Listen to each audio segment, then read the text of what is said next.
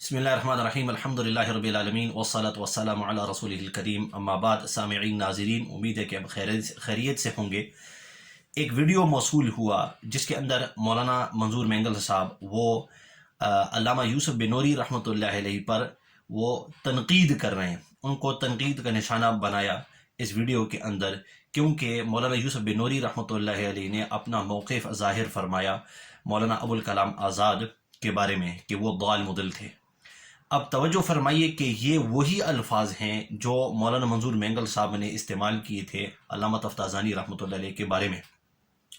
लेकिन हैरानगी की बात यह है, जिसकी तरफ मैं आपकी तवज्जो दिलाना चाहता हूँ, कि इस क्लिप के अंदर मैं अभी इंशाल्लाह आपको दिखाऊंगा।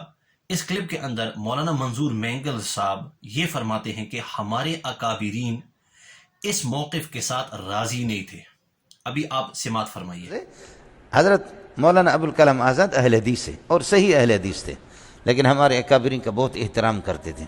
समझे, बाद लोग उसको ज़ाल और मुज़िल और सख्त किस्म के कलिमात उसके बारे में कहते हैं, जैसे कि हज़रत अक़दस मौलाना बिनूरी रहमतुल्लाह अलैह ने उनके बारे में यतीमतुल बयान जो उनकी किताब हज़रत अक़दस ने इनके और मौलाना उबैदुल्लाह सिंधी रहमतुल्लाह अलैह के बारे में सख्त रवैया इख्तियार किया।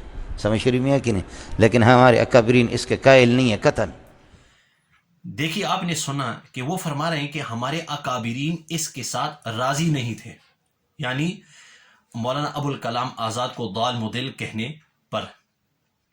तो मैं हज़रत आपसे पहले एक दो सवाल करना चाहता हूं, आप इंशाल्लाह इसका तस्फिया कर सकते हैं आपके अपने वक्त में। हज़रत, मेरा पहला सवाल ये है कि ये जो लफ्ज़ आपने इस्तेमाल फरमाया अकाबिर, अब अकाबिर से कौन मुराद है?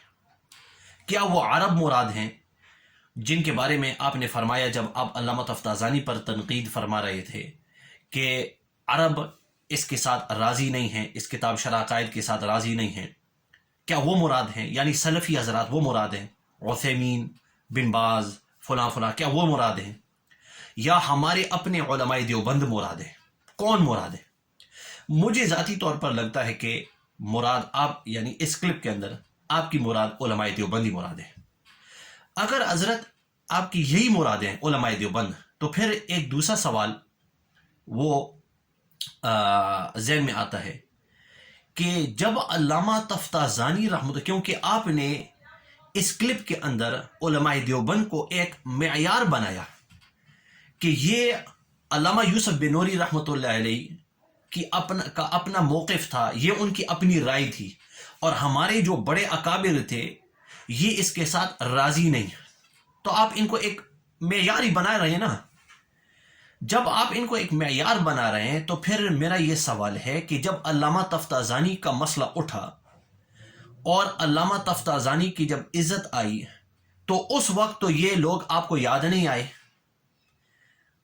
उस वक्त तो आपने अपनी राय चलाई, उस वक्त तो आपने ये तो नहीं देखा कि उलमाए देवबंद इनके बारे में क्या राय रखते हैं। तो एक के हक में जब तफ्ताज़ानी रहमतुल्लाह अलैह का जिक्र आता है, उनके हक में तो उलमाए देवबंद मेयार नहीं, और जब मौलाना अबुल कलाम आज़ाद का जिक्र आता है, उनका मसला, तो उनके मसले में ये आपके लिए एक मेयार बन गए हैं। क्या हज़रत ये दोगली पॉलिसी नहीं है? ये जिसको हम डबल स्टैंडर्ड्स कहते हैं ना, क्या ये डबल स्टैंडर्ड्स नहीं है? हालांकि अगर देखा जाए तो अल्लामा तफ्ताज़ानी रहमतुल्लाह अलैह की जो तौसीक हमें मिलती है हमारे अकाबिरीन से, वो तौसीक हमें नहीं मिलती मौलाना अबुल कलाम आज़ाद रहमतुल्लाह अलैह के बारे में। हरगिज़ वो नहीं मिलती, बल्कि अल्लामा तफ्ताज़ानी की तौसीक से हमारे अकाबिर से नहीं, उलमाए देवबंद से, बल्कि 600-700 साल से जो उलमा आ रहे हैं, बड़े बड़े मुहद्दिसीन, बड़े बड़े उलमा के बारे उलमा से उनकी तौसीक मिलती है। मौलाना अबुल कलाम आज़ाद क्या, वो तो आजकल के आदमी हैं, वो तो आजकल के आदमी हैं, उनकी तौसीक तो वो तौसीक तो नहीं मिलती जो उनकी मिलती है। हालांकि एक तरफ उलमाए देवबंद मेयार बने हुए हैं एक शख्स के लिए, और एक शख्स के लिए वही लोग, वही अकाबिर, वही शख्सियात मेयार नहीं है। تو یہ حضرت دوگلی پالیسی ہے. لیکن مزے کی بات آپ کو سناؤں کہ آپ نے اپنے ایک کلپ کے اندر، بیان کے اندر، علل اطلاق طلباء کے سامنے بغیر کسی جرح کے، بغیر کسی تنقید کے، آپ نے مولوی مودودی صاحب کی وہ تعریف کی، اللہ اکبر، کہ وہ بہت بڑے آدمی تھے. ان کے بارے میں آپ نے یہ فرمایا تھا. اور یہ آپ نے سنا ہے نا، مولانا مودودی بڑے آدمی ہیں، میں احترام کرتا ہوں، قدر کرتا ہوں.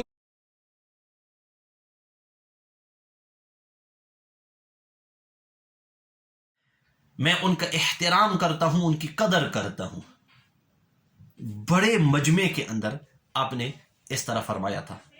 اب دیکھیے حضرت، جہاں علماء دیوبند کا اتفاق ہے، یعنی مودودی صاحب کے بارے میں کہ وہ ضال مضل تھا، وہاں تو آپ نے علماء دیوبند کا لحاظ نہیں کیا.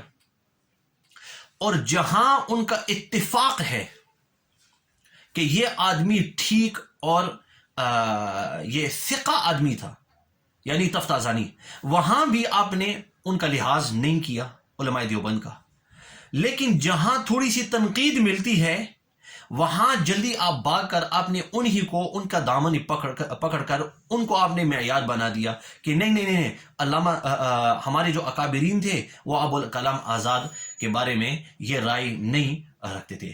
حضرت یہ ایک دوگلی پالیسی ہے، یہ طریقہ درست نہیں ہے اور یہ آپ کو زیب نہیں دیتا. یہ تو پہلی بات ہوئی. تو اور جہاں تک یہ جو آپ کی تنقید تھی مولانا حبیب اللہ مختار پر رحمہ اللہ، تو حضرت ایک درخواست ہے کہ آپ اس سے رجوع فرما لیں، اور جو ان کے احبا ہیں ان سے آپ معافی مانگیں، کیونکہ یہ تو بہت ضروری ہے. آپ نے ان کے دل بہت دکھائے. یہ دیکھیے، یہ